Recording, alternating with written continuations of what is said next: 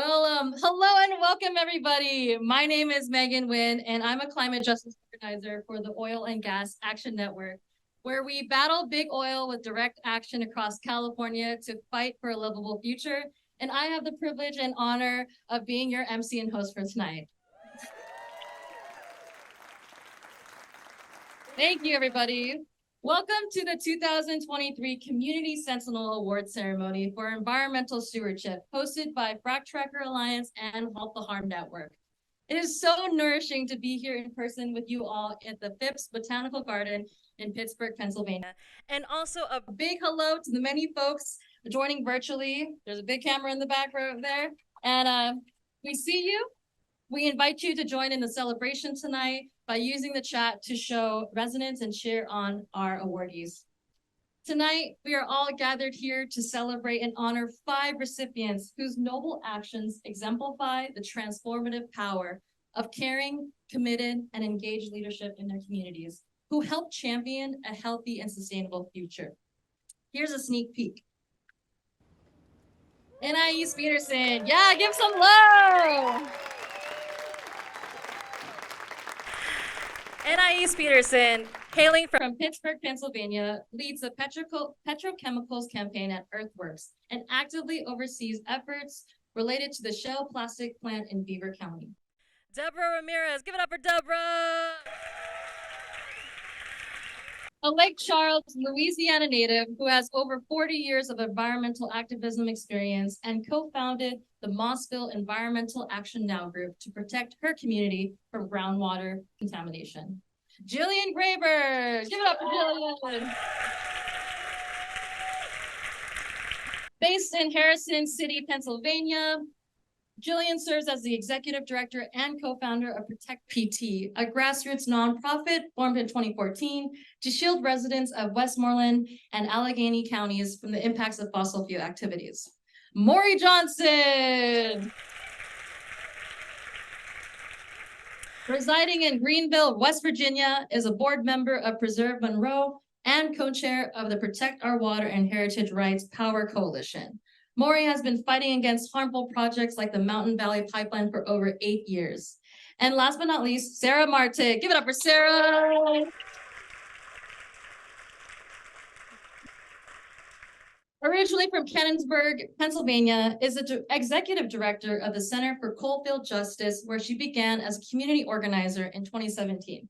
She's been instrumental in various issues and geographies, from local zoning ordinances, battles to advocating for global plastics treaty with Break Free from Plastic. Let's give them all a round of applause one more time.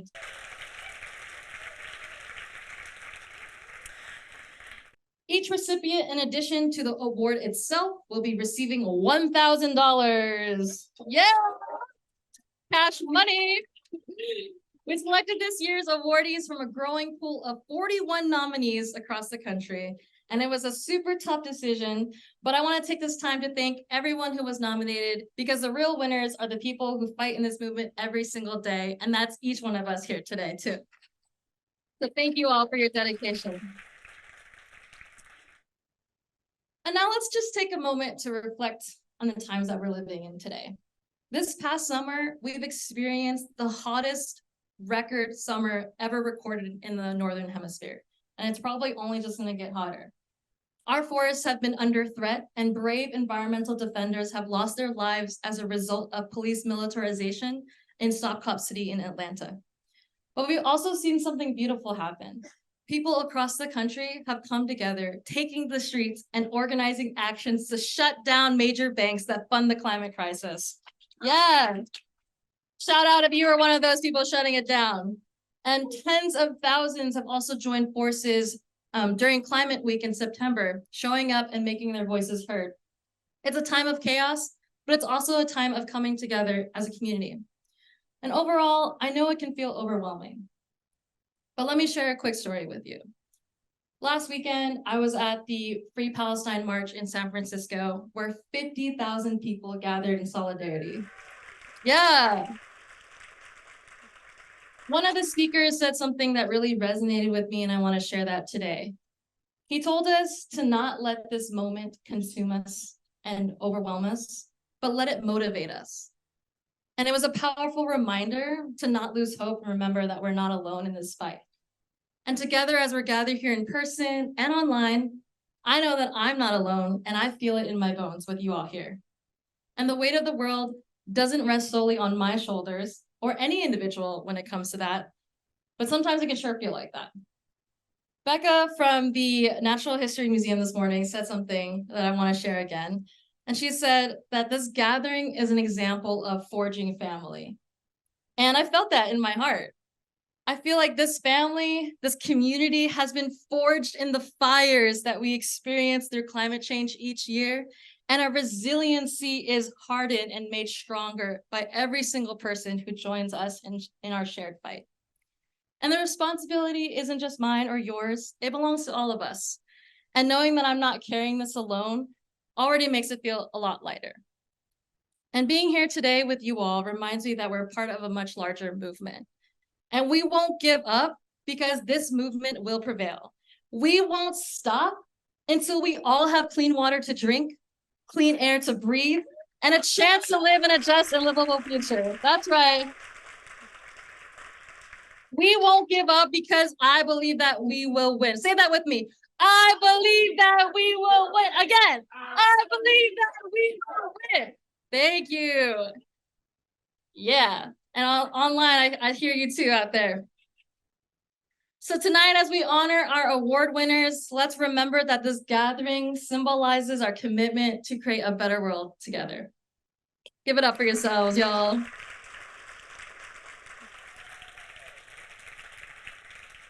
And I'm loving the energy from the crowd. Keep it going, y'all. Like clapping, woo, cheering is great. This is a community event. So, but before we begin our program, I'd like to offer a land acknowledgement. Tonight's ceremony is held on the unceded ancestral lands of many indigenous peoples, including the Seneca Nation and members of the Haudenosaunee Confederacy. The Confederacy was comprised of the Mohawks, Onondaga, Onondagas, Cayugas, and Senecas, and formed to unite the 5 nations and create peaceful means to decision-making. Centuries of colonization have attempted to censor, remove, and erase indigenous peoples, their cultures, and their contributions throughout history and into the present. Even today, land protectors are fighting to reclaim their ancestral lands, receive federal recognition and funding, and battling greedy corporations' interests, pollution and extraction from the fossil fuel industry that threaten their livelihoods and well-being. So let this land acknowledgement serve as a reminder that climate justice is inextricably linked to indigenous sovereignty, and we have a responsibility to support them in its shared fight. That's right. To our virtual viewers watching from home, wherever you are calling in from today, I ask you to take the time to acknowledge the stolen land you occupy and share that in the chat. And let this serve as a reminder that wherever you are calling in from today, let this be a commitment to affirm tribal sovereignty, honor their stewardship, and acknowledge that our work is far from over. It's just beginning. Now let's all take a deep breath together. And look at each other who's at your table and affirm that we're all in this together. Okay. With that being said, I'd like to now introduce and welcome Shannon Smith to the stage. Shannon is the... Oh, real quickly, before Shannon comes, I want to show you all the beautiful people calling in from home so you can say, these are all the folks, if you know them, they're watching you. And we see you out there. And here's a map of where folks are calling in from today. So from all over the country, cheering us on and being here in person. So, okay, here we go, Shannon. Shannon is the executive director of FracTracker, leading the organization's strategy and development efforts and communications by translating FracTracker's extensive work and research into content that speaks to various audiences, such as partner organizations, communities concerned with fracking, policymakers, researchers, and financial supporters. So let's give it up for Shannon. Thank you so much, Megan. It's really incredible to be working with Megan for the 3rd year for the Sentinel Awards, and we can't wait to work with you again next year for the 10-year anniversary. But tonight on the 9th annual Sentinel Awards, it just feels surreal that, we're finally here after months of planning and so many people who put effort into this night. And I just want to soak up every moment of it with all these incredible people. So thank you for everybody online who's tuning in and people who came far distances to be here tonight. We have people from the Gulf South region, the Pacific Northwest, the West Coast, from across the state. And so thank you everybody for making it here and being in community together. It's really, really a special evening for us. So first I want to thank the sponsors who made tonight's event possible. The Heinz Foundation, or the Heinz Endowments rather. I don't know if Phil Johnson is here, but shout out to Phil. Hey, Phil. Thank you also to 11th Hour Project and Bloomberg Philanthropies, their Beyond Petrochemicals campaign, and Foundation for Pennsylvania Watersheds. So special to be able to host it this year at FIPS. It's really incredible. And to our sponsor organizations, if anyone here is from one of these organizations that made this event possible tonight, could you stand up, please? Or raise your hand in the chat. Thank you, guys.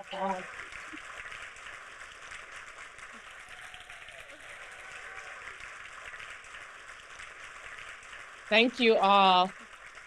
A lot of these organizations have been collaborating with the Sentinel Awards for many years now. And so it really is, like Megan said, this really is a community event and a community effort.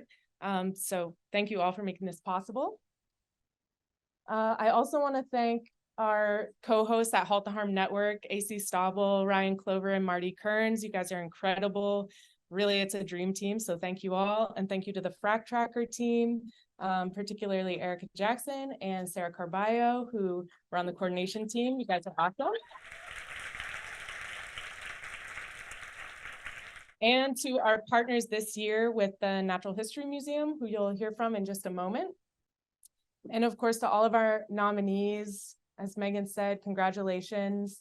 I'd like for you in a moment, for you to look at this list. And if there's anybody on here that you want to celebrate in particular, anyone that you admire, that you work with, a friend of yours, give them a shout out. Online, you can do that in the chat. So let's give everyone a big round of applause and shout out your friends, please.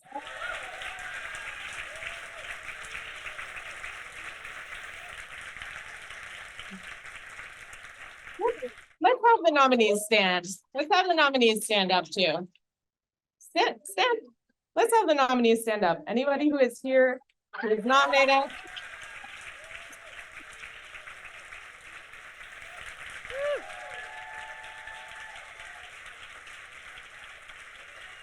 You guys are my heroes, and it's truly an honor to be here in this room with so many incredible advocates and activists. And then finally, thank you to the judges this year who had the incredibly difficult task of choosing just 5 awardees from this list. So I want to thank Tom Torres from Orvie, Ann Alexander from NRDC, Lauren Pagan from CLDC, and Joe Banner from the Descendants Project. Thank you all for putting in so much time and thoughtfulness into this year's selections. And then, of course, I want to say congratulations to this year's Sentinel Award winners. And just to end on a note that Sister Carrie made. Is Sister Carrie here tonight in person? Maybe online? There was a meet and greet with the Sentinel Awardees the other night, and Sister Carrie said something that really resonated with me, which is, thank you for letting us celebrate you. Thank you for letting us come together as a community and celebrate your victories and our collective victories and all of these efforts. It can be a little bit uncomfortable sometimes to stand in front of a group of people and have them applaud you, but thank you for letting us do that because it truly means a lot to all of us. So with that, I'm going to hand it over to Becca Konomopoulos from the Natural History Museum. He's going to tell you a little bit about the after parties. Thank you, Shannon. We're so honored to partner with FracTracker and Halt the Harm. This event coincides with the public launch of We Refuse to Die, a national multi-year, multi-city environmental justice, narrative change, and movement building project. We have an exhibition over at the Carnegie Museum of Art in Pittsburgh, and convening over the next 5 days of 30 frontline leaders from the Gulf South and Appalachia. So I want to give them all a shout out. Texas, Louisiana, Mississippi, West Virginia, we got Sarnia, Ontario, we got New York, Pacific Northwest. Thank you everybody for being here. And you are all invited after this for a little special treat. We Refuse to Die. You can experience it in a few ways. One, we got billboards up around town.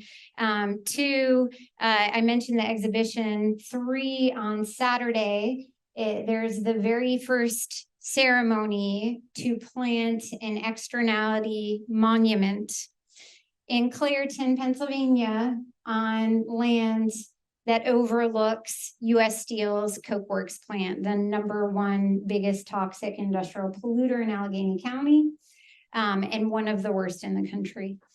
It's going to be a really beautiful event with libation and prayer and West African drumming and dancing and testimony from local Clairton residents, as well as Melanie Mead, a Sentinel nominee who is going to be hosting this monument on her land.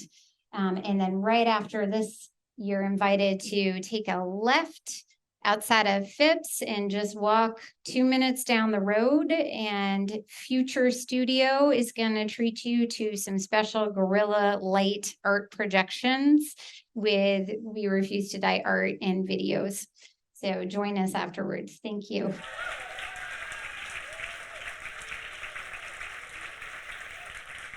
Thank you, Becca. Thank you, Becca.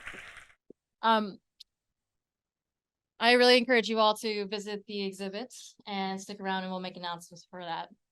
Up next, I'd like to introduce our keynote speaker. Unfortunately, Eliza is not able to be in person with us today because she's feeling ill, but she did pre-record a message with us that we'll share. So let me introduce her. Eliza Evans is an artist and creator of All the Way to Hell, an activist art project for disrupting fossil fuel development on private land in the United States. Evans holds an MFA in visual art from SUNY Purchase and a PhD in economic sociology from the University of Texas at Austin, and experiments with sculpture, print, video, and textiles to identify disconnections and absurdities in social, economic, and ecological systems. Her work is currently on view at the Carnegie Museum of Natural History in Pittsburgh until January 2024. And make sure you check out that exhibit before it expires. So here's a video message from Eliza. Good evening, everyone. I want to thank FracTracker and Halt the Harm for inviting me to be here tonight and to have the opportunity to share the stage, even virtually, with so many inspiring people. I can't tell you how much I would love to be there in person, but I am here on the sidelines virtually. Now, at some point, all of us were living our lives, and we were called to do something else. Circumstances compelled us to become informal lawyers, chemists, ecologists, public policy experts, community organizers, treaty negotiators, and surveillance experts. Anything that was required to protect the health of our environment, our communities, and our families. I bet many of us came into this role unexpectedly, and I'd like to tell you a little bit about how I got here. So here are just 3 bad ideas for creating a just, survivable future. The first bad idea was in 2015, I shifted careers to become an artist. It was a great life choice and an exceedingly poor business decision. I'm a visual artist and I make sculpture and installation, mostly outdoors, but all of the work concerns the ridiculous and absurd ways we relate to nature and each other.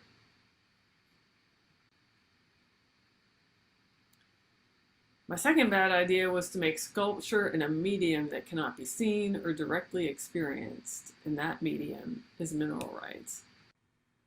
A couple years ago, my life changed again. When I received a letter from a landman requesting a lease for 3 acres of Oklahoma mineral rights I did not know I inherited. At the time, I didn't know anything about mineral rights or anything about fracking, except it was a bad idea.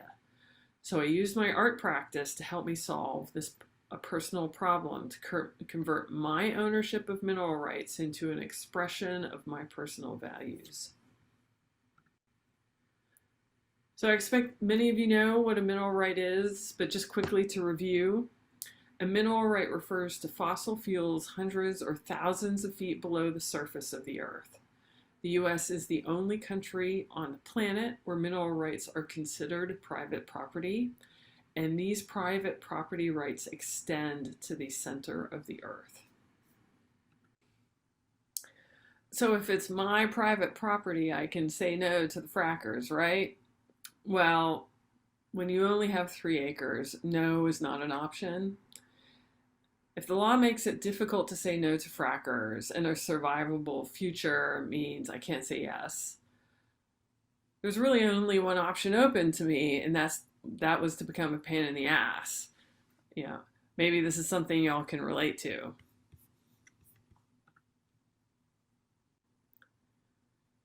Instead of giving frackers what they want, I created All the Way to Hell as an art project.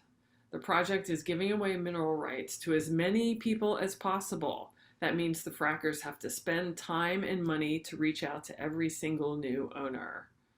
And this adds to the time and cost of developing a new well, as it democratizes an asset that should have belonged to all of us as a commons to begin with.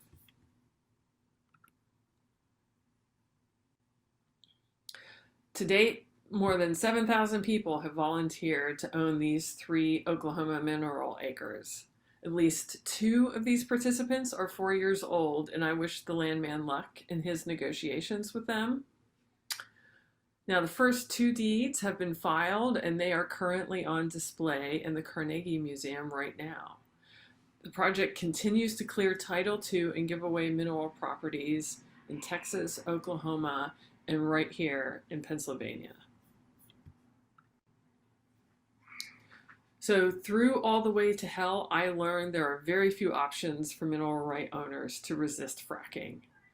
There must be mineral right owners who are being fracked, receiving royalties, yet are very unsettled by their role in climate change.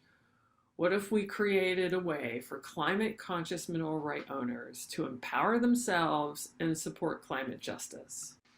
Here's the deal. 12 million mineral right owners own 75% of oil and gas reserves in the lower 48.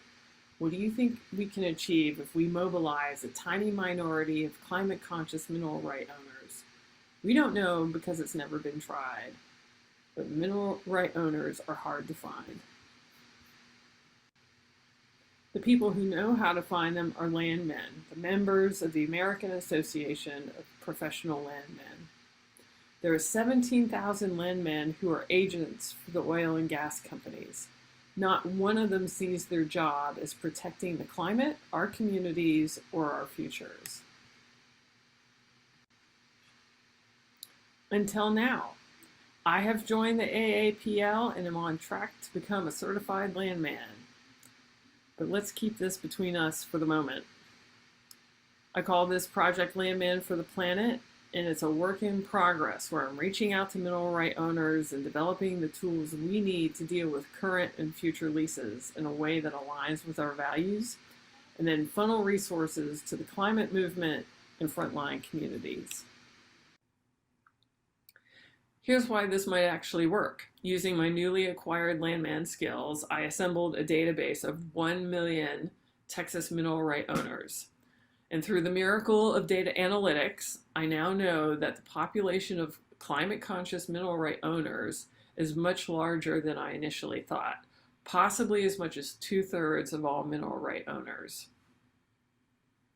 And here's just a subsample of data from 6,000 Texas mineral right owners to give you just a taste. So this is where y'all come in. I invite you to own mineral rights to get in the way of frackers, and I also encourage you to share the opportunity widely. Second, I welcome referrals to climate-conscious mineral right owners. I've assembled a small working group that includes some people who have enormous holdings and others who are living with the egregious consequences of fracking. And together we're building out this project so we can be a resource for aggressive stewards. Not many people feel empowered to hold the likes of Exxon to account, but we're willing to try. So please check out the websites to see how you can get involved. And lastly, I just want to say that the work we do is fun, it is difficult, and it requires an obsessiveness I did not know I had.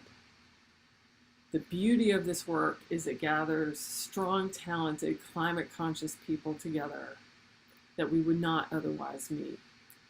We are all compelled into service and are finding ourselves in community with the most passionate, determined people on the planet.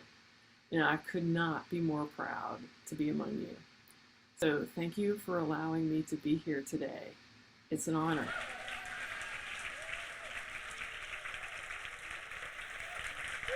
What a badass, right? I imagine Eliza will be watching the recording. Would anyone like to share some resonance or like things that called out to them? Wait, let me go with the mic. Let me go with the mic. I said, hell yeah, go girl, that's amazing. I didn't even think of anything like that. I'm just gonna say that I am a co-conspirator. I totally feel her, and I think that she actually articulated exactly like the problems we have. It's just so awesome to see all these people here, and like we all deal with the same thing. And she just had a brilliant. There's some trailblazers out there that just have these great ideas, and it's like outside of the box. Love it. So Thank you, thank you. I just want to be a co-conspirator. All right, one more. How about this side of the room? Okay, I see you. Come on over. I just want to say I'm going to need her number. Okay? You got to give that to me after this. All right, one more. Absolutely. I am going to be a co. I'm already. Anyway. Amazing. All right, well, Give it up for yourselves.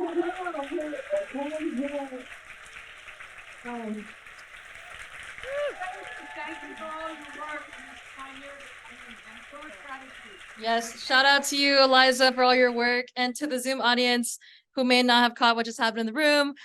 There's a bunch of people here who have signed up to be co-conspirators to this movement and make some good trouble out here. So give it up one more time.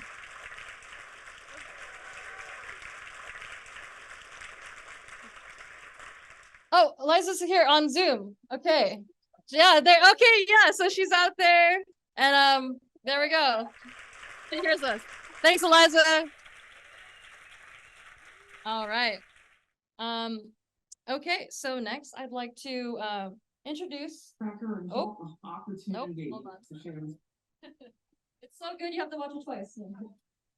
Okay, introducing our Legacy of Heroes section is Bishop Marcia Dinkins.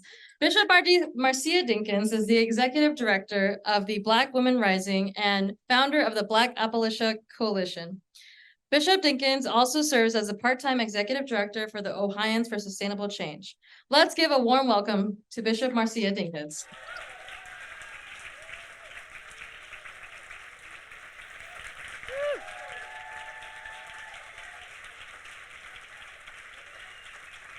Aren't I supposed to get a hug? Yeah. Come on. Oh, wow. Gosh, can I grab this thing? So, hi, everybody. You all are looking so good and so fabulous out here. I don't know what to say, but thank you.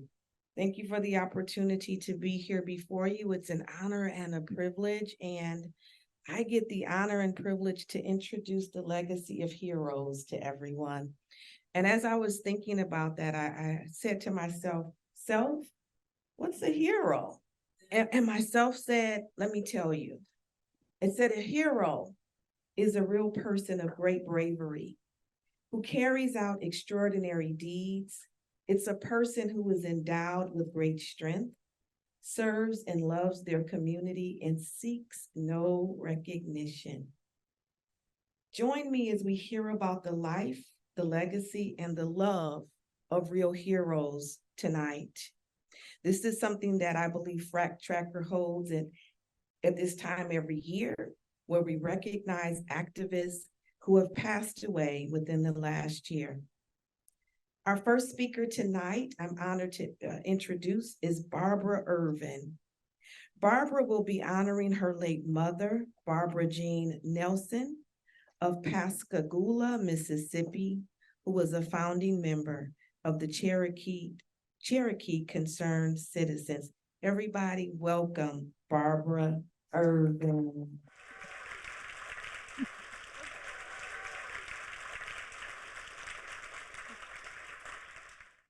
Good evening, everybody. It's such a blessing and a pleasure to be with everyone on tonight. I am humbled and grateful. I lost my mom, Bobby Nelson, in September of this year, so everything's still kind of fresh, but God is still good. We became members of the Cherokee Concerned Citizens back in 2013. It's been a long journey, but we will not stop until we get what we need and what we want. We've been camping out at night, sneaking out at night at 3 o'clock in the morning, catching people doing missions that should not be done. But according to them, they say, no, we don't do that.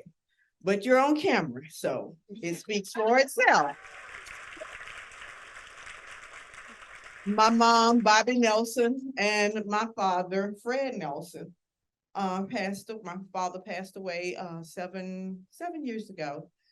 And in the area in where we live in Pascagoula, Mississippi, there are chemical plants that are out of our front door, and nobody's being held responsible for the emissions such as benzene, black beauty.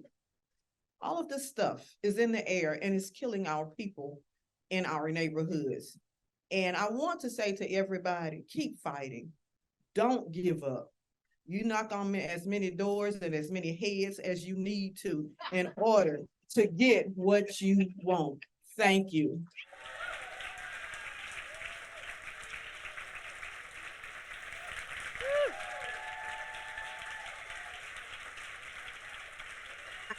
I hope you all caught that. The first thing she said is, we will not stop. Okay, so that's the first thing. You need to look at your neighbor and just say, we will not stop. And you can say that to those of you who are joining us virtually. And then she mentioned that you have to knock on not only doors, but heads. You got to knock on some heads for some things to happen. You're talking about transformation. That's transformation. Okay. Our next speaker, I am again just honored to be able to introduce her, and it is Emily Stedge. Emily will be honoring her late cousin, Leah Velez of New York, who is an artist and activist with the People's Puppets and many different social justice campaigns. Emily Stedge, is she here? Come on.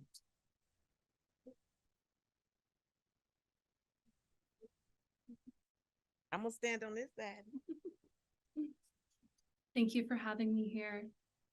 Her whole life, Leah was unable to look away from injustices, big and small. She was outspoken about them, stubborn and insistent when people couldn't see what she saw so clearly. She knew that so many of the issues we face are interconnected, and she spread her efforts across as many as she could. When Leah decided on a plan, there was no stopping her, and when she decided she was right, she was a force to be reckoned with. She was an influential member of the People's Puppets of Occupy Wall Street, where she put her endless creativity to use in demonstrations for many causes, including the fight against climate change. In one of my favorite pictures of Leah, she is holding up 2 poles on either of her sides, big red letters spelling justice and peace hanging over her head from wire that is almost invisible.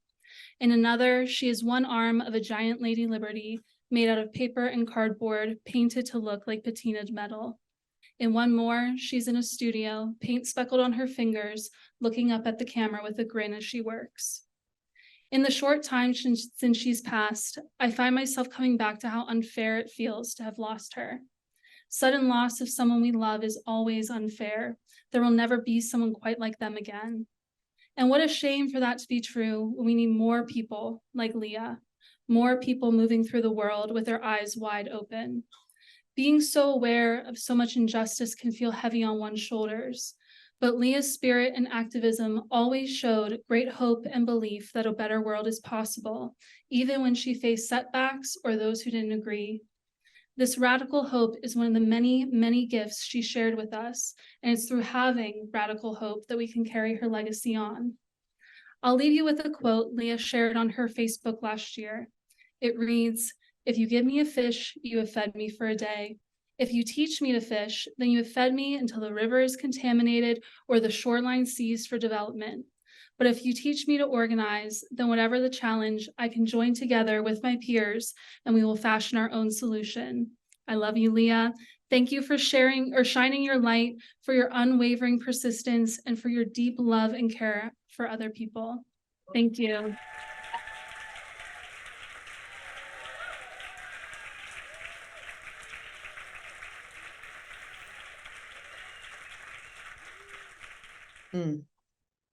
That's enough to just make you, you take a moment and you just pause in this work. She said she was a force to be reckoned with. But Leah wasn't the only force to be reckoned with. Everybody in here is a force to be reckoned with. When people see you, when they hear you, when they smell the scent of you walk past them, the fragrance that you should be offering is radical hope. I want to just say before I introduce our next person, because this is a time where we are sharing the love that's in our heart. We're sharing our loved ones and we're making spaciousness for their lives. So just know that vulnerability is welcomed in this room. Tears are welcomed in this room. Joy and grief coexist together. Grief can take you to joy and grief can be joy. So just know that all of those things are welcomed in this space because all of those things are needed for us to have radical hope, radical visioning, to evoke a radical love that will be a force to be reckoned with. Our third speaker is not here with us in person, but we will ask you to turn your attention to the screen. And our last speaker, and I don't like to say last, our closing speaker, she's Carol Warren, and Carol is joining us virtually from California to honor her late cousin, Leslie McCarty of Barboursville, West Virginia, a founding member of Greenbrier River Watershed Association and the Protect Our Water Heritage Rights Coalition. Please direct your attention to the screen. Hi, I'm Carol Warren. I'd like to tell you a bit about my amazing cousin, Leslie McCarty. Our moms were sisters, and over 70 years, Leslie and I became sisters, sidekicks, best friends. We were Appalachian kids in West Virginia, free and safe to roam our small towns and family farms. When Leslie was about 7, her parents took jobs in Florida for a couple of years, and I think that's where her great love of water began. Her dad was an avid fisherman, and Leslie went along whenever she could in that maze of rivers near the Gulf Coast. Leslie always had a very outgoing personality and an impressive circle of friends. She truly loved engaging with people, and so it surprised no one when she got a master's in social work. She found a job at a small prison in rural Pocahontas County, West Virginia. Once there, she spotted an old but lovely farmhouse near the Greenbrier River for sale, fixed it up as a bed and breakfast, the Current, and was in business there for over 25 years. Leslie and others who wanted to promote the river and the trail put together the Great Greenbrier River Race, which consisted of teams canoeing, running on the trail, and finishing with a bike race. The event ended at the Current, and there was food and drink, music and dancing till the wee hours.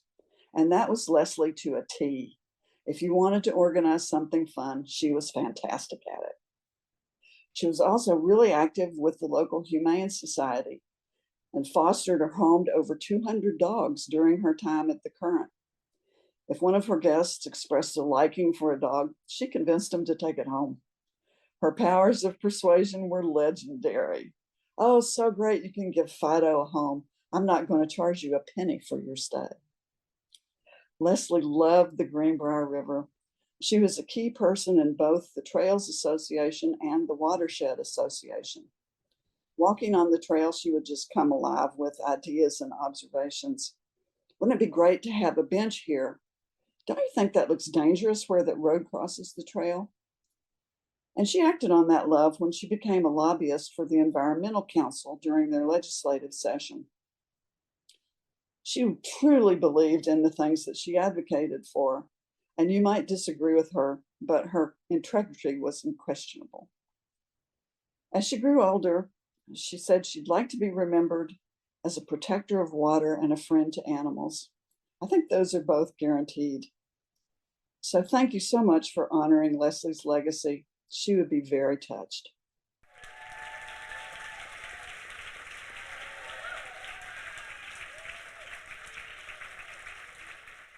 I was just told that Carol is joining us via Zoom. So if we could just welcome Carol, we can give her a shout out.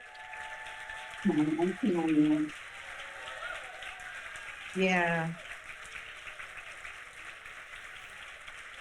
You know, I really like the beautiful part when she said we were sisters, sidekicks, and best friends. If we could just take that and say we are sisters, brothers, sidekicks, and best friends, what could we do with this organizing space? What could we do with the movement space? Can you imagine the universal home that we would create? You know, when we understand that we are sisters, brothers, sidekicks, and best friends, and we're not even looking at color, we're not looking at age, we're not looking at size, we're not looking at anything. We are just looking at the love that causes us to be in step one with another because we want the same vision, the same dream, and the same hope, you know? So give yourselves a round of applause because without you, where would we be? And I dare not to ask. For the next part, what we're going to do now is we're going to ask Barbara Irvin, and we are going to ask Emily Stedge to come front and center. Come on, Barbara. Come on, Emily. And what we're going to do now is we're always told you have to give people their roses while they are alive. Well, we've set the intention to do just that, to honor you and to honor the hearts that and the legacy and the dreams and the visions and the hopes and the generations and the family that is connected to you. Each one of these flowers speaks a different language. Each one of these flowers we hope you take to heart. While they may go and dry out, and some people may say die, but let them dry out and then still let them serve additional purpose. You can fragrance them, you can do whatever, because there's still a symbol of what you did today. You stood up in love, you stood up in courage, and you shared your hearts and your loved ones with us. And for that, we don't take it for granted. We say thank you, and we love you back. The flowers will be, the first one will be, well, you'll receive 3. The first one will be a red flower, and that is to symbolize the love, not only that you give, but that we hope you receive. Oh, come on.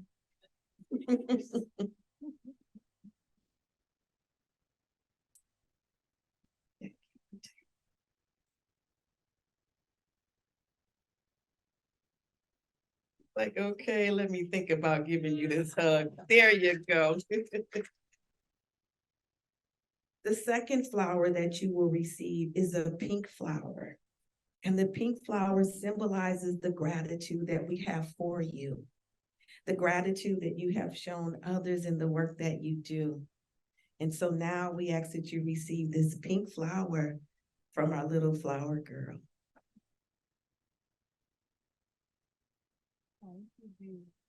Oh.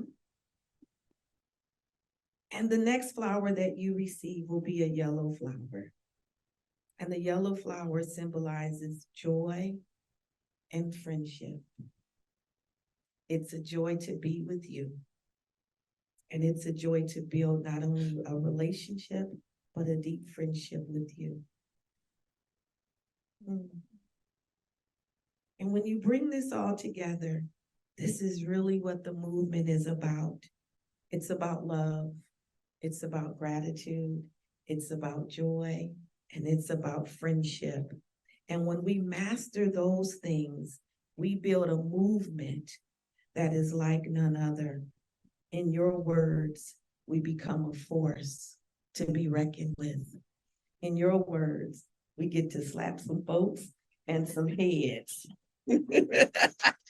But all in all, we get to build a radical dream that produces a radical future. For Leslie's organization, a donation has been made to the Greenbrier River Watershed Association in lieu of the roses. Barbara and Emily, we love you, we thank you, we appreciate you. And if everybody could just open their arms and just receive, because that's a big hug from everybody here today. Thank you. Thank you.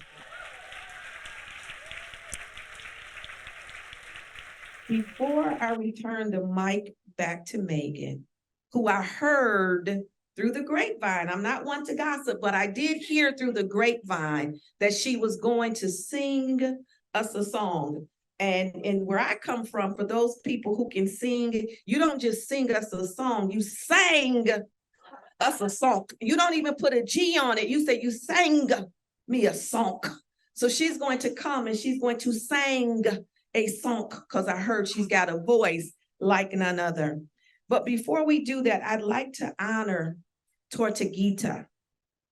I'd like to take a moment to recognize Tortuguita, a young community organizer and forest defender who was shot and killed by Georgia State troopers in Atlanta this past January while protecting the Weelaunee Forest in Atlanta. To honor Tortuguita, we are reading a statement from their friend and fellow activist.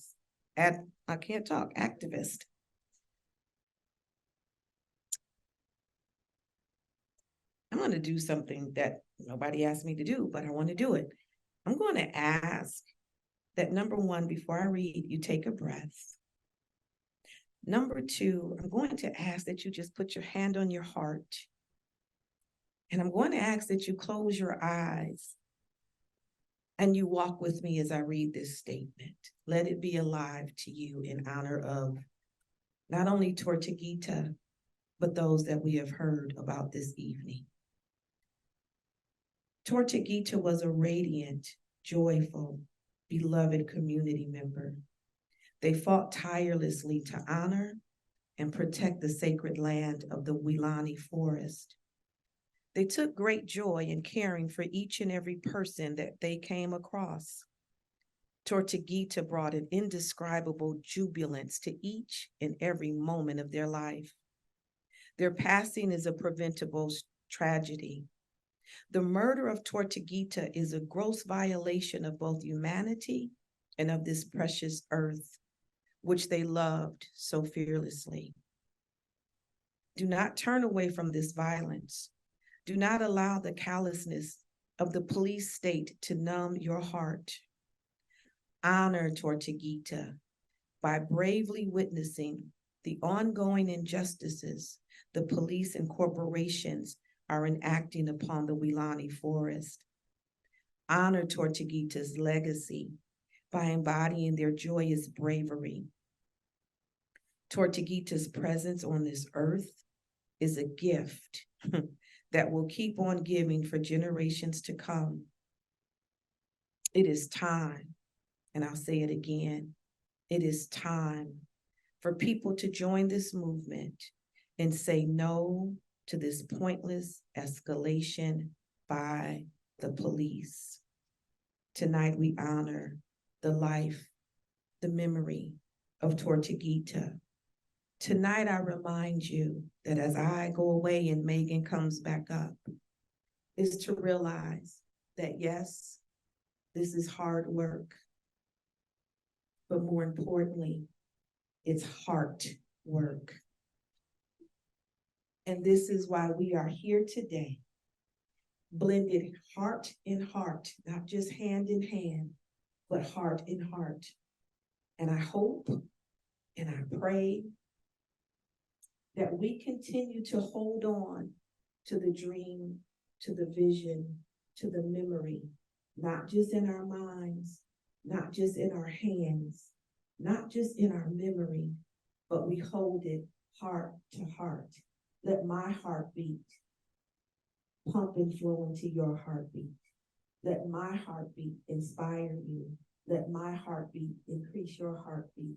And as my heartbeat increases your heartbeat, and your heartbeat, and your heartbeat, and your heartbeat, and your heartbeat, we have a sound that's reminding people that we are in sync, one with another. We share the same beat of the heart. We are allowing the same blood to flow through us because we are sharing the same dream. And what is that dream? To have a life that we can live beyond petrochemicals, beyond dirty water, beyond pollution, beyond police brutality, beyond capitalism, patriarchy, beyond white supremacy, that we have a life that we are leaving to our children that not only feeds into them, but it sources them in such a way that they are able to embrace the true essence of what life is. And that's my heartbeat, beating with your heart. Guess what? One beat, one person, one love, one life at a time. Thank you, and I turn it over to Megan. Can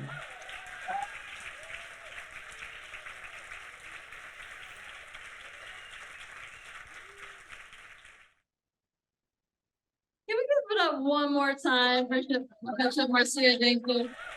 Wow. I feel that in my heart, and I wish I had someone like you hyping me up like that every single day. Thank you so much for creating the beautiful space and holding us all in our hearts, and everybody that has passed and everybody who has worked in this movement.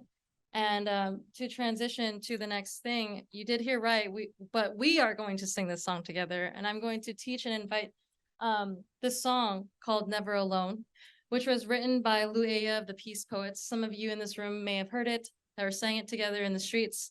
And this song, I want to offer it because it reminds us that no matter where we are, we're never alone, because we carry our people, our community, our ancestors wherever we go. And we are joined by the billions of people who have worked so hard in this movement. And we will continue to until we win. So repeat after me the lyrics, and well, then we'll sing it together. And by the way, if you're feeling a little nervous of singing, that's okay. Your voice is beautiful, and don't let capitalism tell you that just because you can't sell your voice for profit doesn't mean it's not good. You know, it's not karaoke. We're just singing from the heart, just like Bishop Marcia said, that when we join our voices together, our voices become one, and our voices become louder together. So repeat after me. I have not come here alone. I carry my people in my bones. I carry my people in my bones. I have not come here alone. I have not come here alone. And if you listen, you can hear them in my soul. And if you listen, you can hear them in my soul. I'm going to sing it for you one time so you know the lyrics, and then we're going to sing it together. Here we go. I have not come here alone. I carry my people in my bones.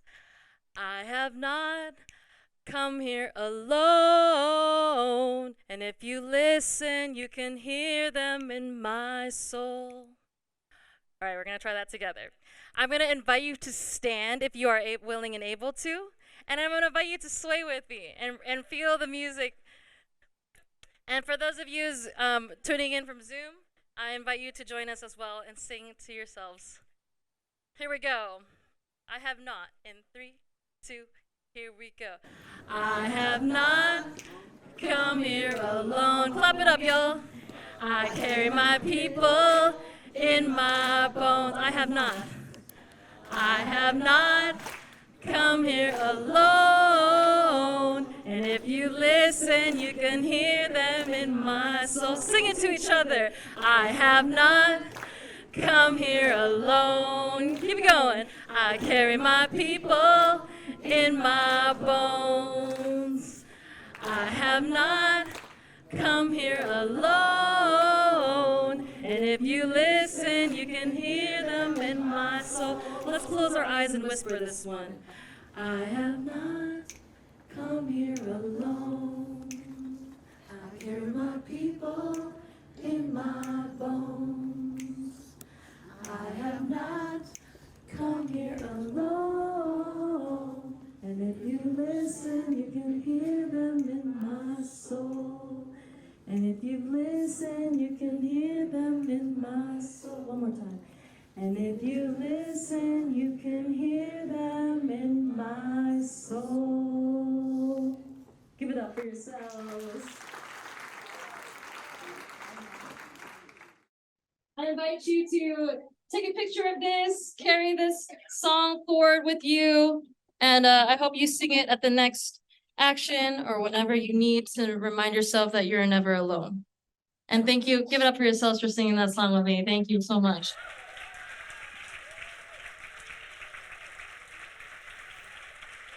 All right, next slide, please. All right, folks, and now the moment you have all been waiting for. Time to introduce our Sentinel Award winners. All right. So in a moment, I'm going to invite all the awardees to come up, and they're going to be introduced by someone close to them. So next slide, please. Oh, here we go. First up, we are going to have Anaïs Peterson, who will be introduced by James Cato. Welcome, James, to the stage.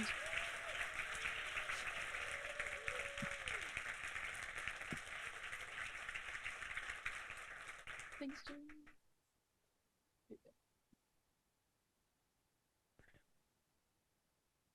All right. Hello, everyone. Thank you so much. So glad to be here. It really is an honor to be able to introduce Anaïs Peterson tonight. Anaïs is my close friend, a colleague that I admire, and a tenacious but also really approachable organizer here in Southwest PA. Anaïs is also my next door neighbor. And I just have to put this out there, I recently earned the controversial, contested, and coveted title of Anaïs's favorite neighbor. I know there are a couple other neighbors in the crowd tonight. Shout out Erica, Shannon somewhere. So yeah, had a sing dinner, sorry. I met Anaïs a couple of years ago through regional work with environmental nonprofit coalitions like the People Over Petro Coalition. And as a relative newcomer to the Pittsburgh area a couple years ago, and as a fellow youth, Anaïs made sure to welcome me and to help me kind of get my bearings. Anaïs was a pivotal voice in the pushback to the Shell cracker plant in Beaver County since the early days, and always employs such creativity and organizing, be it through zines, banner drops, poetry, rallies, or pioneering the landscape of advocacy TikToks, which Anaïs has become kind of locally famous for. And because Anaïs doles out such varied and insightful approaches to organizing, the work is always full of life. It is genuine and exciting. Anaïs's passion for these issues shows. Anaïs contributed in a big way to the build out of watchdogging efforts around the cracker plant. That work would not be what it is today if not for Anaïs's dedication. We're talking about showing up to this monstrous facility in the dead of night to chronicle violations as it's melting down and to set up a record of issues affecting the community. During the benzene release / spill in 2022, Anaïs put in almost unbelievable hours, monitoring, on the ground, watchdogging, on the phone, to, try to get the community what it needed around those issues. Anaïs is also one of the few people, just to kind of my little corner of this work, Anaïs is one of the very few people willing to brave the sub-zero freezing temperatures and the deep bone chill of the winter river wind when we're out sampling for plastic around the cracker plant in January, February. So with all that said, it is such an honor to introduce Anaïs Peterson, a wonderful friend and an inspiring organizer, someone so deserving of this recognition in the Sentinel Awards this year.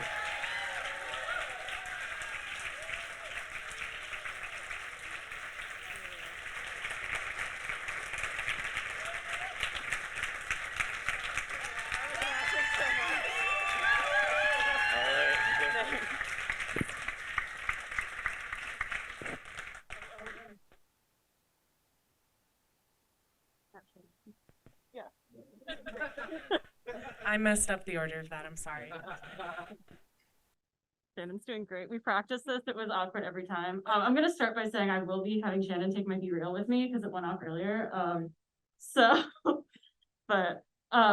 you all so much for being here. Thank you to James for the introduction. I don't know if anyone else laughed, but I was laughing. And I feel like I was really the target audience for that. So thank you, James. Thank you so much to FracTracker, Halt the Harm, the people who nominated me and this year's judges for this honor. It is a distinctly sweet and funny thing to be winning a youth award, and I really appreciate it. Want to say congratulations to the other winners this year and all of this year's nominees. Y'all are building absolutely incredible things. And I also want to say, well, there was a long list of nominees. I know there is an even longer list of people who are creating ripples and holding down really incredible work. And I want to send all y'all the biggest thank yous. And in particular, even though she's not here, I just want to send all my love and thank yous to Sarah. In particular, has been such a friend, an inspiration, and guiding light and grounding warmth through so many various adventures together. There are really so many thank yous. Biggest one to my family, Diane Peterson, Bob Nishikawa, and Boomba Nishikawa, for your celebration, your brilliance, your lessons, your principles, and the thoughtfulness with which you all show up. I absolutely would not be here without you, and I'm so grateful to have you here with me tonight and in these struggles, or organizing with, learning from, growing with you. And I'm so proud to come from grandparents, aunties, uncles, and ancestors who have taught us to care about the people of this planet and justice so deeply. I want to thank my union. I don't know if our one other union member is here tonight, but Earthworks Unite, IWW, IU 650, and in particular Raquel, for building something with me that is so rooted in love and feels so deeply meaningful in these very unmoored times. Thank you to Earthworks and Ethan for encouraging the build out of work in this region. Thank you to Andy. No matter what, it would not be right for me to stand up here and not say her name and not say thank you to her for the love and rage she entrusted me with, and for being my partner in some of the absolute coolest and most meaningful things I've ever done. And finally, just thank you to the friends who have cared about me and for me in so many different ways, but all of them as me as a person and definitely more as an organizer. This year and in 2020 in particular, you make this place we're staying in for somehow 10 years. Recently, I was on a call with someone who said the way we do the work is equally important as the work we do. And I do not want to win at the cost of each other. If we cannot build towards something better, if we are burning people out to light the way, and tossing them aside when they no longer glow, if we prioritize comfort over safety, and if we use the language of liberation without aligning our actions to jargon. I want to say this with the acknowledgement that, of course, I am not perfect, but with the wish that we may all engage in a more principled struggle together so that we may continue to build internally and on the small scale the future we deserve. Next, I want to say, of course, that I'm standing up here as a representative myself and not my employer, FracTracker, Halt the Harm, etc. Because today marks over a month of genocide taking place in Gaza. And as much as tonight is a celebration, as a people committed to justice, we cannot celebrate our struggles for liberation for what is happening right now in Palestine.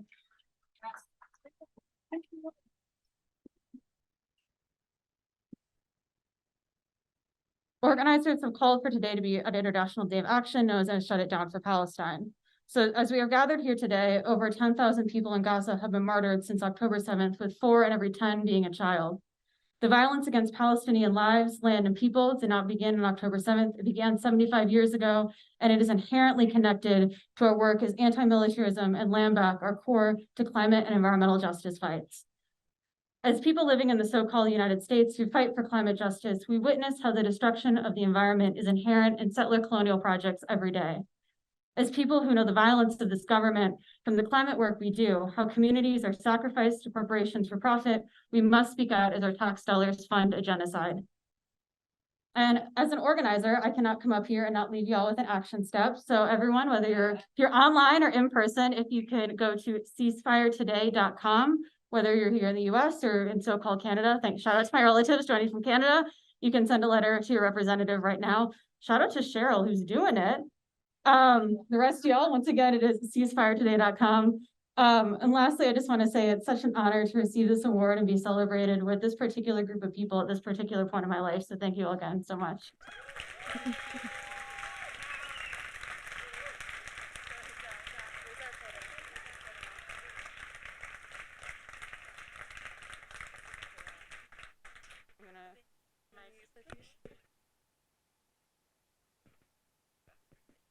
Give it up one more time for Anaïs.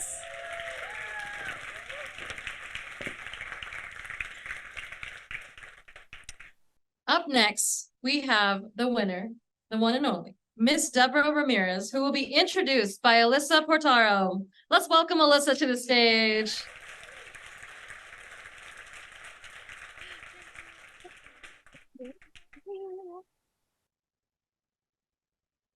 Thank you, everyone. It's an honor to be here with all of you.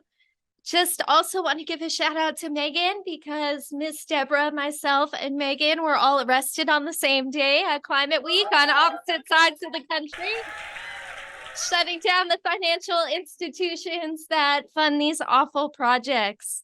It is my utmost honor to get the opportunity to present this next 2023 FracTracker Community Sentinel Award.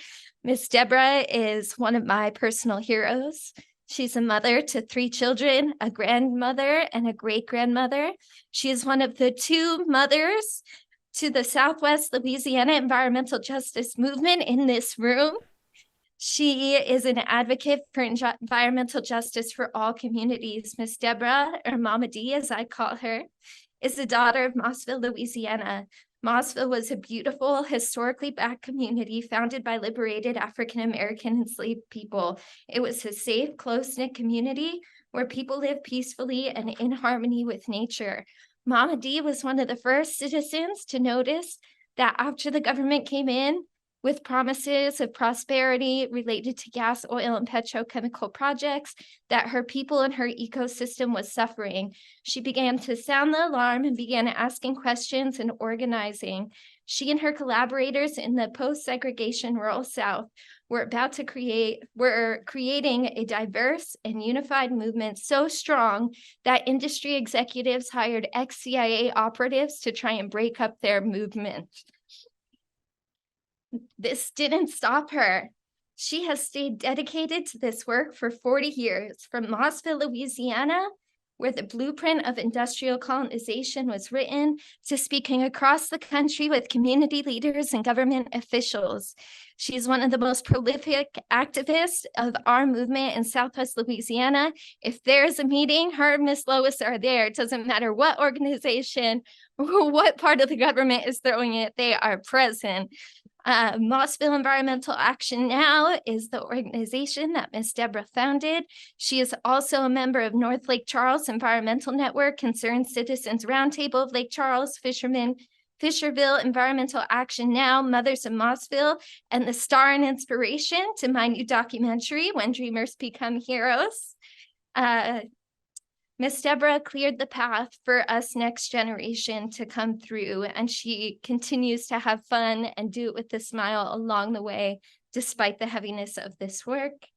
Heavenly angel of resilience and unstoppable devotion, come on up here and please accept your award, Mama D.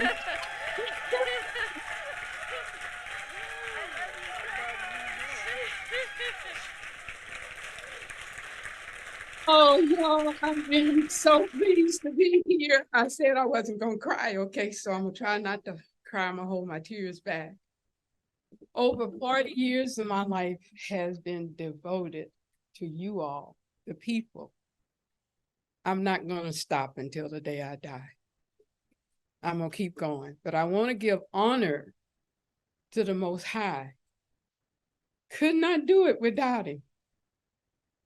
So many times I wanted to give up, and I didn't give up because he didn't let me give up, because he had a job for me to go and do for the people, not just of Mossville, Louisiana, but for all communities outside of Mossville, Louisiana, Fisherville, North Lake Charles, so many, Convent.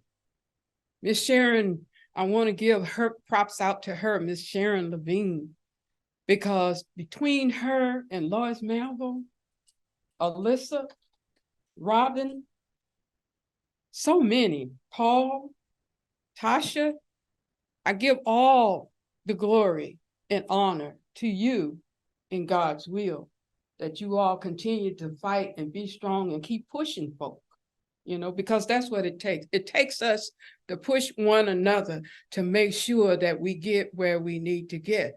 But in order to get that push, you got to believe in God. You got to. He's number one, uno. He is the one who wake you up in the morning and give you purpose to get up and fight and never give up, because that's what he did for me. For over 40 years, he gave me that will to not stop, not give up, keep going, making sure that I tell Pharaoh, which is industrial plants, oil and gas giants, and their counterparts, to let my people land go. Leave them alone. Allow them to have what God said they could have, the land of milk and honey. We deserve that. He created this world so that we, as a people, could be sovereign, just like him, free.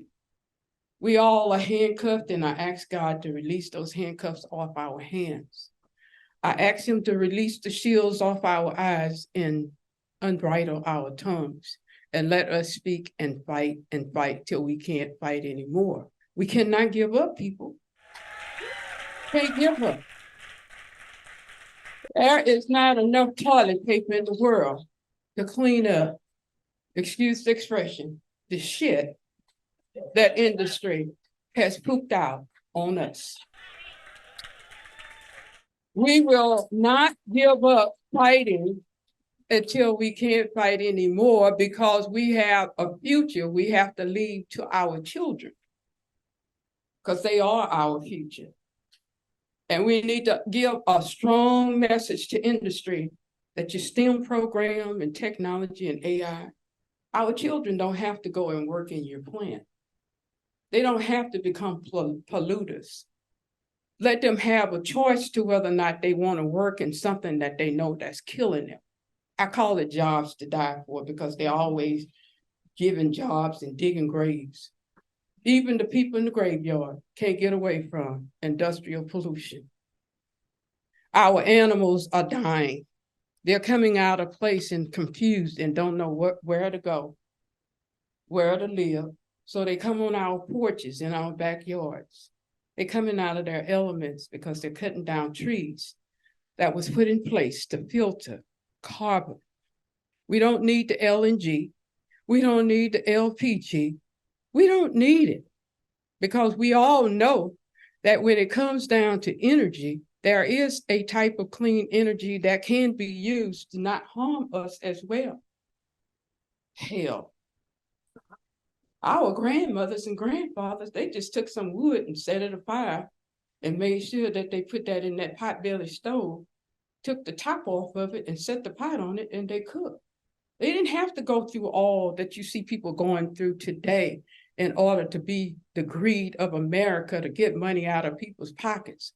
So I said this, what would happen if nobody paid a light bill, a gas bill, a water bill, all around this world, all around the United States? What would they do?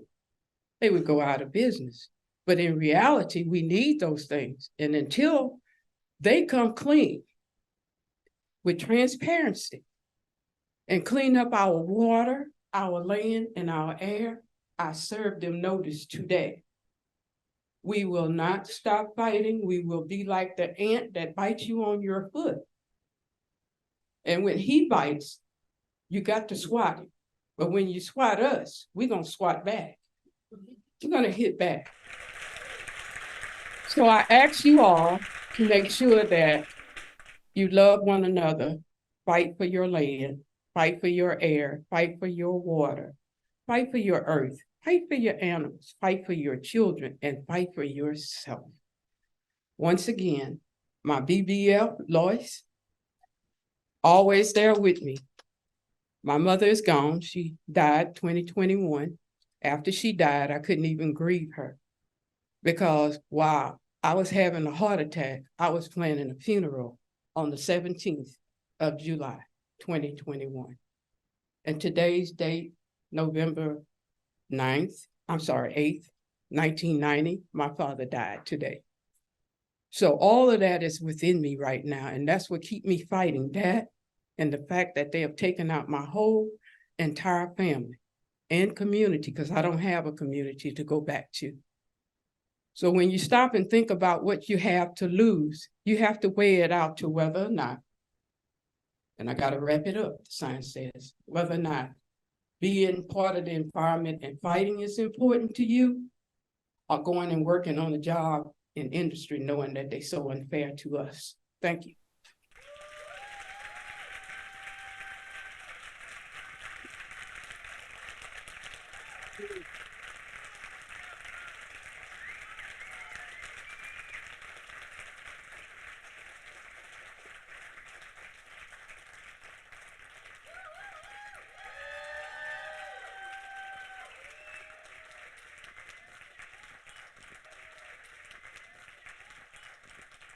You have some love in the chat that we put up on the screen, so make sure you get to see that.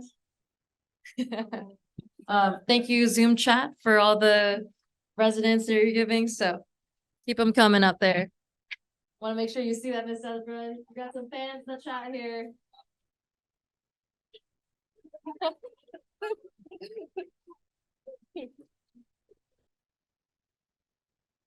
Up next, we have our awardee, Gillian Graber, who will be introduced by Lois Drumheller. Please welcome Lois to the stage.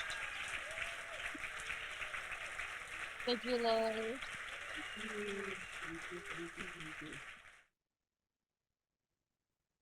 Good evening, all, and to the Zoom audience. It is my great honor to introduce Gillian Graber, who I'm proud to have known for the better part of a decade. I think so. Some background on Gillian, who I met at a Penn Township Community Center when a lot of us were wondering about the oil and gas industry. I was in Monroeville visiting there, just across the county line. I was curious about this soft-spoken mom with two kids who went chasing after neighbors at her school bus stop, and who could follow through with as much clarity to address a question that was on all of our minds, which was, what can we do when we are being affected in so many ways? Poor air quality, unimagined land disturbance, and an industry that gets to have their way with our community. That's what we were all saying. What I didn't know was that Gillian was somebody who was already with a degree in professional communication and computer technology, who out of her living room created a community organization. She had the drive to teach herself the skills it would take to organize, and then take those skills and obtain 501c3 status, and then get the public's attention by teaching people to do it with her, first voluntarily, sometimes interns. Every role that she had to impart to them, she had done herself, to a small and now very mighty staff. And that has become a well-tuned mission, all of you. And I ran into her again, this time as a guest at a sustainability event at my public library. And as I listened to her, I thought, I'm going to follow up with this lady when I retire in a few years. And I did in 2019 when I retired, because this is a part of lifelong learning. A lot of boomers out here. Lifelong learning, it does not stop. And it gives you something that you're really proud to do with your retirement. I want you to hear that. I'm going to follow up and as long as I can with this. And because of this, now Protect PT has a strong board of directors that I get to gather and we decide a lot of things. And it is behind a mighty success. And ladies and gentlemen, I want to introduce to you now, I'm so proud to introduce Gillian Graber.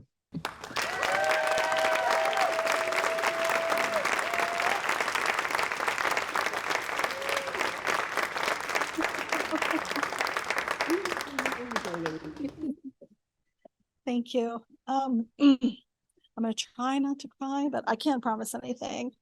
All right. 10 years ago this month, I started to feel the effects of air pollution on my body for the first time. Our neighbor was poisoning our air and in our home. I began to see the toll it was taking on our kids and my husband.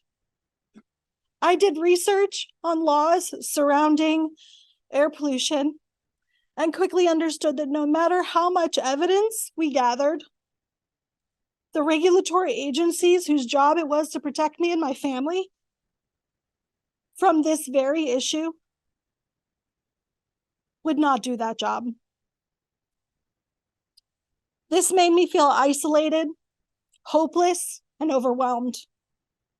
But we did not give up.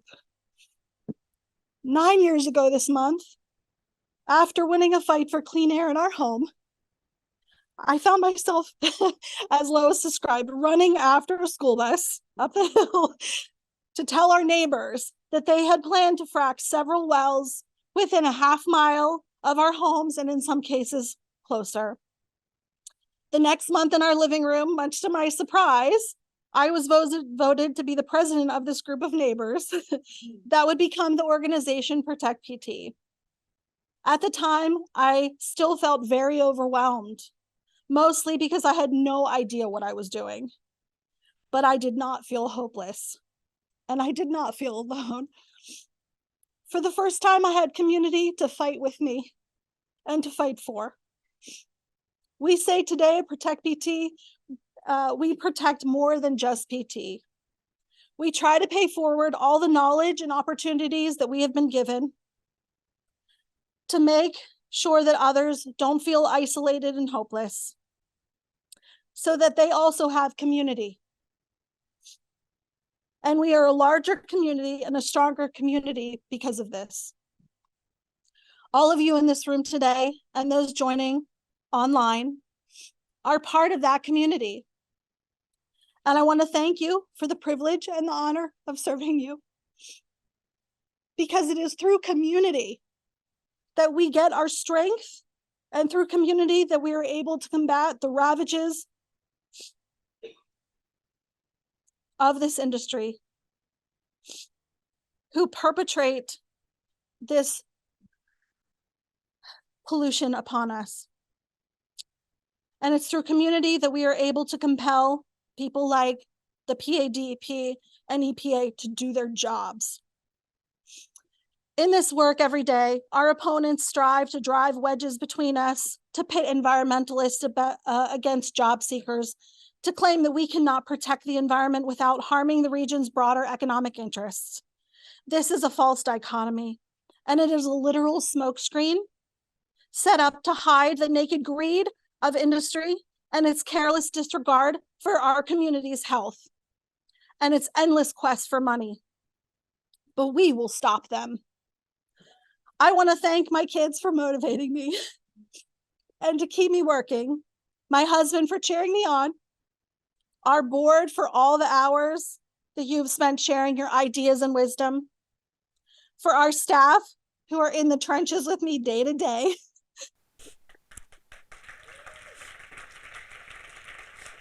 our partners for doing really cool things like this event, and for standing with us today against all odds, even when they're stacked against us. And I want to thank the members of our organization for supporting us and making sure that nobody feels like they are alone. You are all a part of my community. We don't do these jobs to get awards, but it sure is nice to be recognized.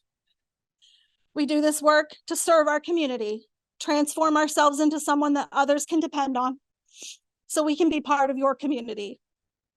Thank you to FracTracker and Halt the Harm Network and the community and all of you. Thank you.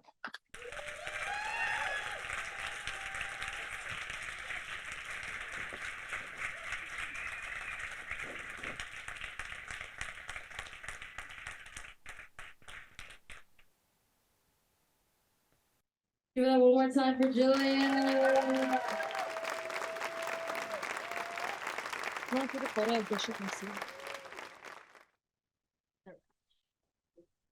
It's definitely about community for me. I resonate with that, Gillian, and it's about the people that keep us going.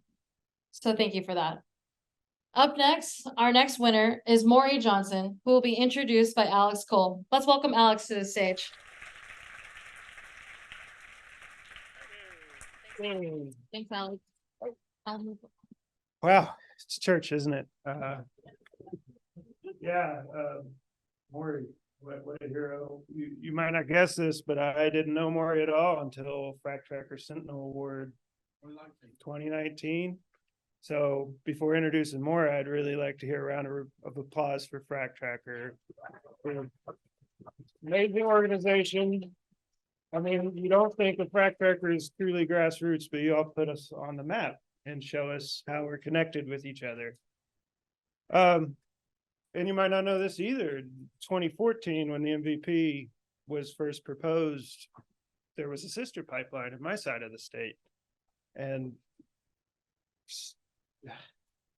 when I was just a volunteer, I was just starting over doing water quality monitoring and watching that pipeline be put in the ground.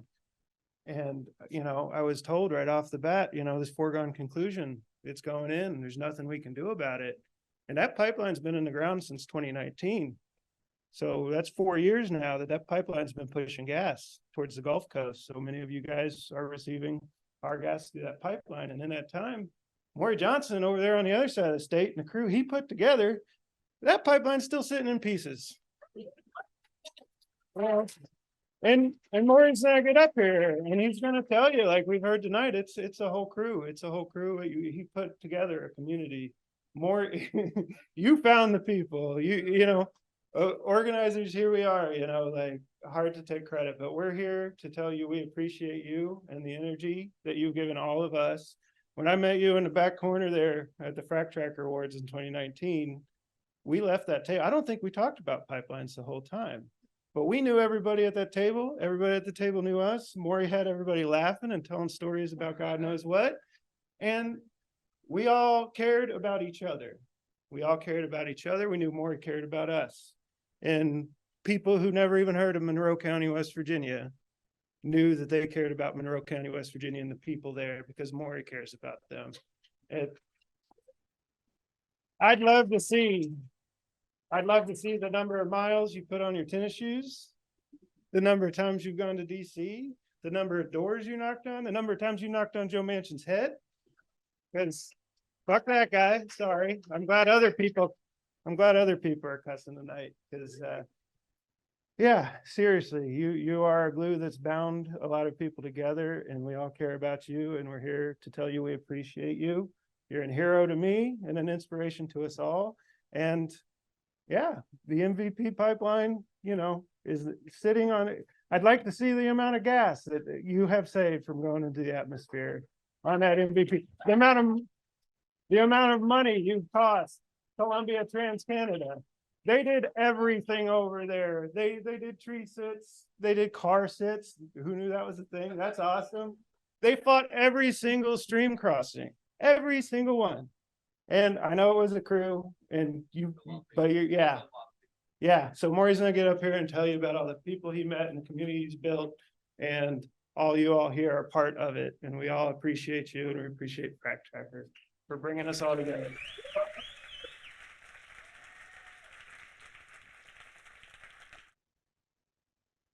It's actually been a whole lot of people. It's a lot of people. So I have a multimedia presentation. So good evening, everybody here at the FIP Center and across the internet world. Love to see y'all here. South through the magic internet, we're across the country and across the world. I'd like to say thank you to everyone that's watching, especially my friends back home in West Virginia, North Carolina, my son who's watching from Seattle, Washington, my daughter who's watching, and her family who's watching from Southern Virginia. I love you. I've been an environmental steward for many years. Didn't know it. It's what we did. I rose up in Hans Creek. We believe in being stewards of the world, of the earth. First as a 4-H member, and I'm a local 4-H club, and I actually have a 4-H leader on that board there. And then the school conservation ecology club, then members of the college environmental club, and then after college I come back home and joined the Greenville Realty Club, where I spent many years as on the environmental committee, the other offices too. I served on the local county solid waste authority because someone said, "Hey, we need you. We're fighting a landfill." And we won that battle. I served one term as a chairman. I've been in environmental fights in my community since the early 70s. And that's a long time because I'm not that old. First, there was a fight to save the area from a 765 kilovolt, this pristine area. We have a very pristine area in Monroe County. Back in the 90s, we did that. Then there was the fight against fracking. We so far have won that one.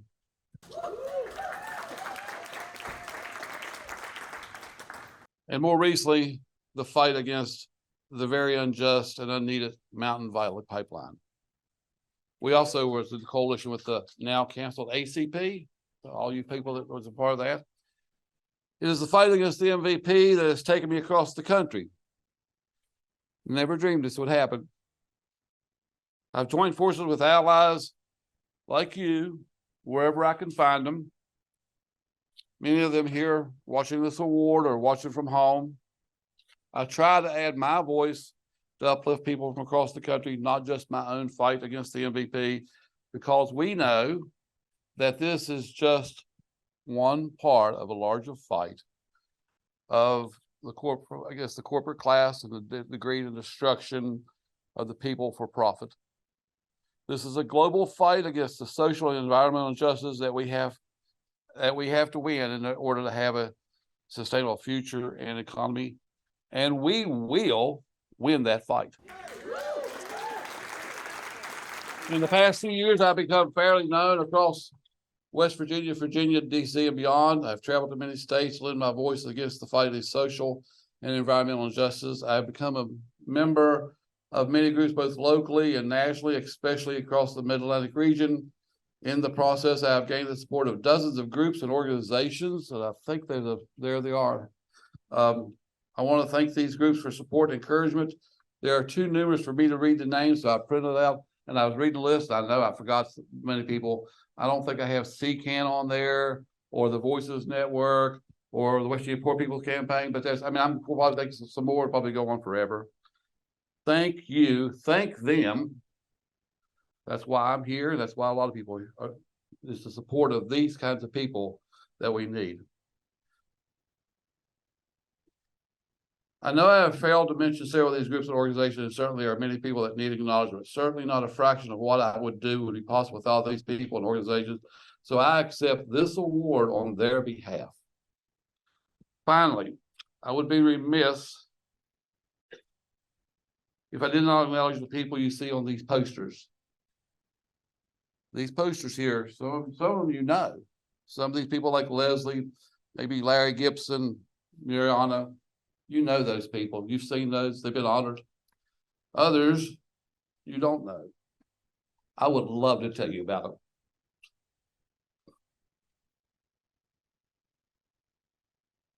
Recently, I've earned this nickname. the hero from the holler.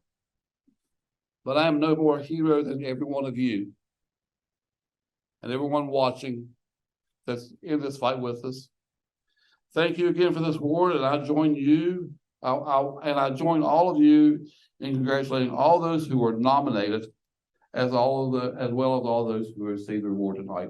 Thank you.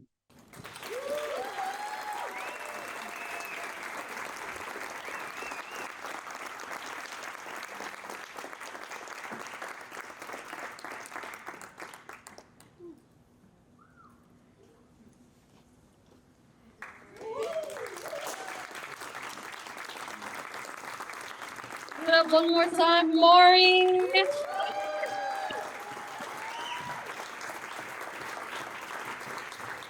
Thank you for carrying all those people with you and reminding us that we are never alone in this fight. And last but not least, we have our final award winner, Sarah Martik, who will be introduced by Veronica Coptis. Please welcome Veronica to the stage.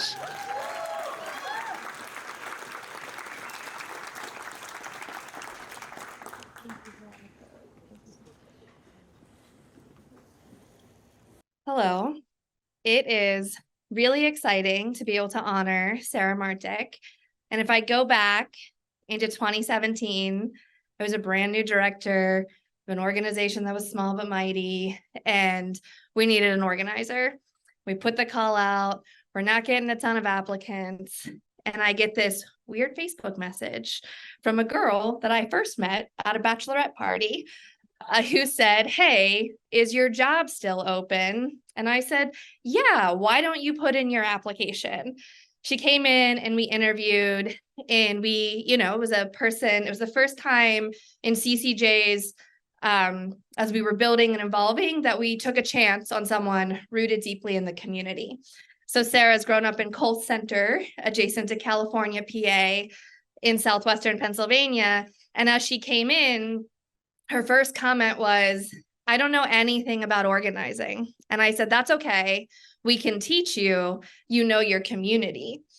And she was very tenacious in the beginning. A fracking well pad was coming into her town for the first time, came in. Most of our work then was really, coal mining was still expanding. We were doing a lot of work on coal. Came into the office that day and said, "There's a fracking pad coming to my town. I need to take some time off to organize around it." And I said, "Why don't you just organize around it for work?" And she did. And and you all know this in this room, right? It's no easy task to organize around the fossil fuel industry in a region in which the fossil fuel industry has been dominating our economy and political system for a century. And she pushed hard and hard and hard. And one of the things that Sarah really grounded me in, so it should be no surprise to Sarah that I have no prepared comments coming up here tonight, like gonna wing it. That's what I do. And that's what I expected her to do when I was coaching her. And she was brave and sat me down as her boss and said, "Look, not everybody is you, and you can't expect them to do things the same way you did them." It was a real moment to sit back, I think, and meet people where they are. And that's what Sarah is extremely good at in a place that it's not easy to organize around these issues. Now, the other story I'll tell, because it's no coincidence that she's not here tonight to accept this award, but when she came through our doors, she was a proud theater student who brought her production skills to organizing actions and in planning programs, but also said, "I'm not quite sure capitalism is quite a problem. So I don't understand where all your deep anti-capitalist rhetoric is coming from." And I said, "That's okay. By the time you're done, you'll be anti-capitalist." And we sent her to Thailand, and she got to really see the waste side of plastics production, and came back and said, "Yeah, capitalism and plastics are a problem." And from there has been persistently organizing against petrochemicals, plastic production, and is not here tonight to accept this award because she is in Kenya negotiating a U.S. plastics treaty or plastics treating internationally, and is part of an environmental justice delegation. So she is doing the fight right now. In her honor, I'm going to invite up her best friend, and colleague, Allie, to accept her award and read some remarks that Sarah has put together.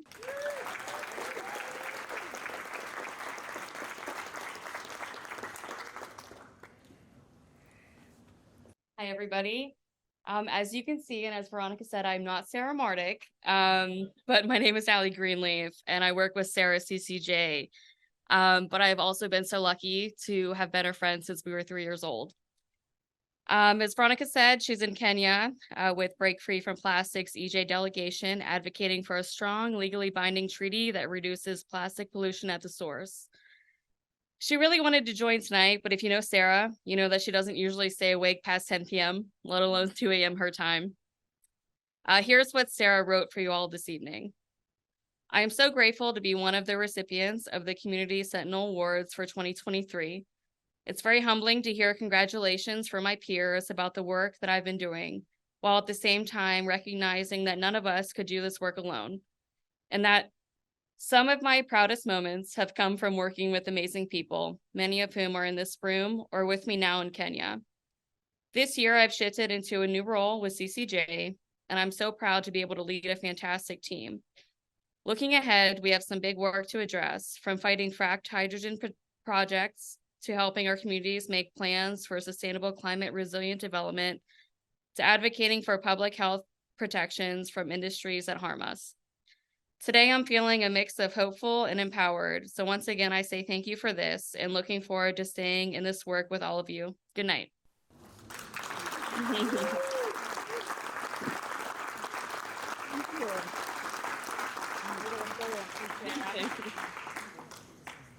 Oh, oops. Sorry.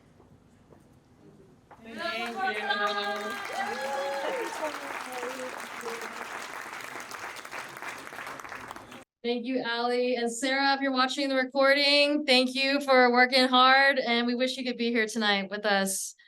Can we give it up one more time for all the awardee winners tonight? Thank you so much.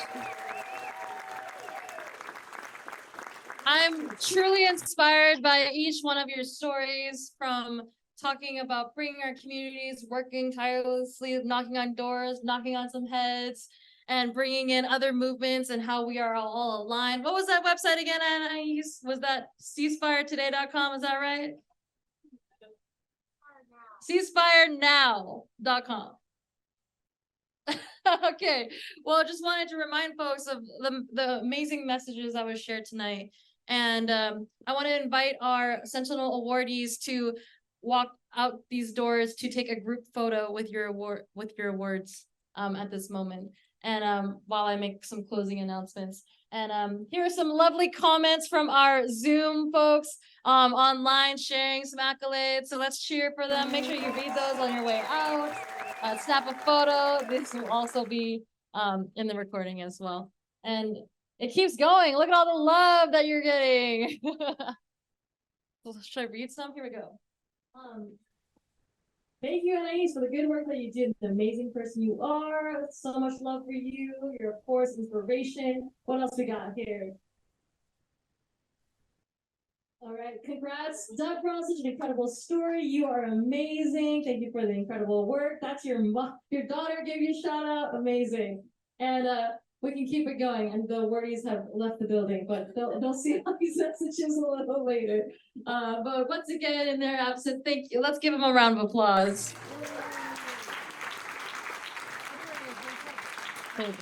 Let's flash back to these thank you messages once they're back in the room.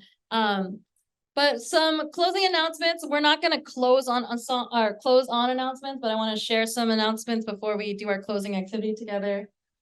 Which is a reminder that there is another activity after the ceremony. There is the light installation that Becca mentioned earlier, that we will be taking a group of folks to visit after we clean out this area if you need to use the restroom.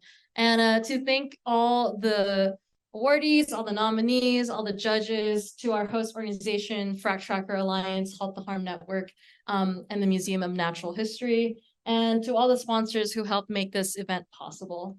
And once again, congratulations. And thank you all for being here tonight and showing up.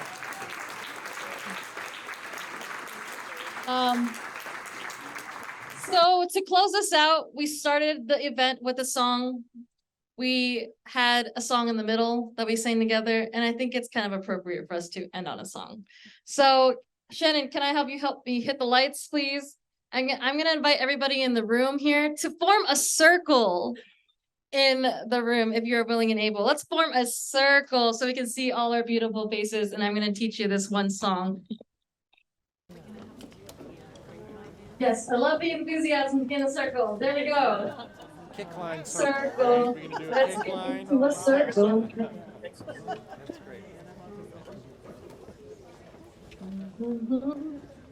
Make sure you can see everybody's beautiful faces. Here we go. While we're getting ourselves in a circle and in the chat, why don't you write one word that you're feeling tonight and how you're feeling about this event. And for those of you in person, if you want to offer some words of resonance, like what are you guys feeling after this event and hearing from all our awardees? Proud, I heard. Who else? Happy. Happy. Encouraged. Grateful, inspired, encouraged. What else? This side of the room. Energized. Energized.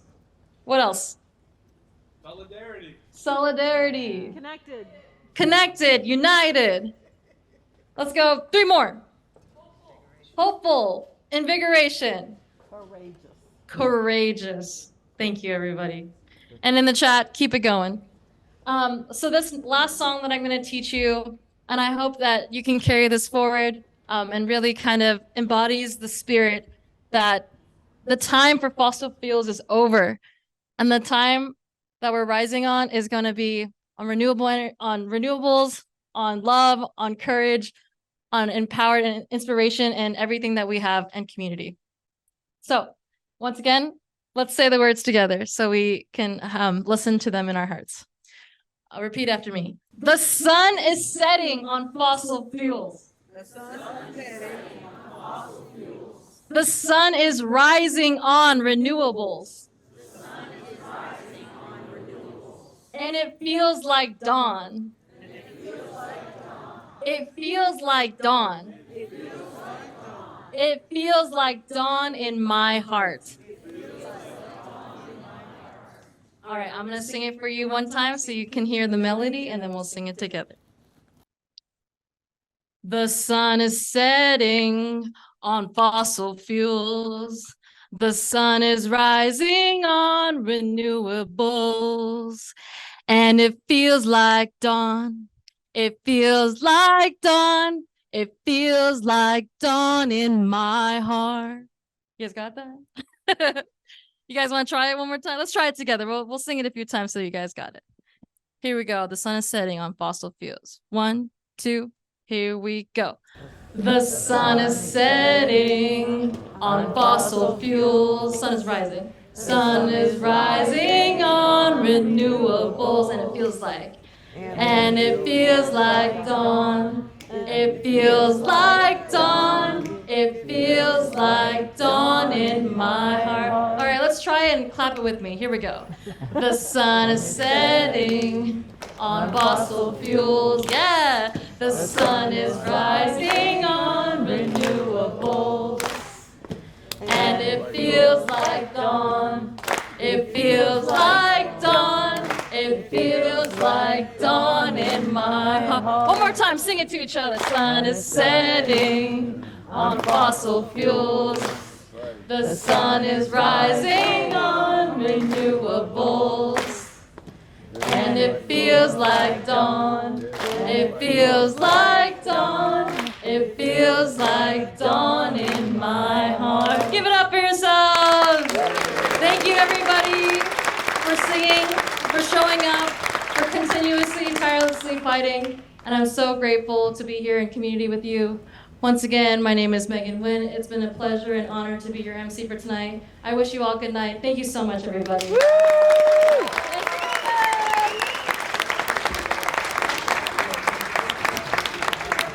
Thank you to all who are joining our Zoom online. We appreciate you, we love you, and have a good night.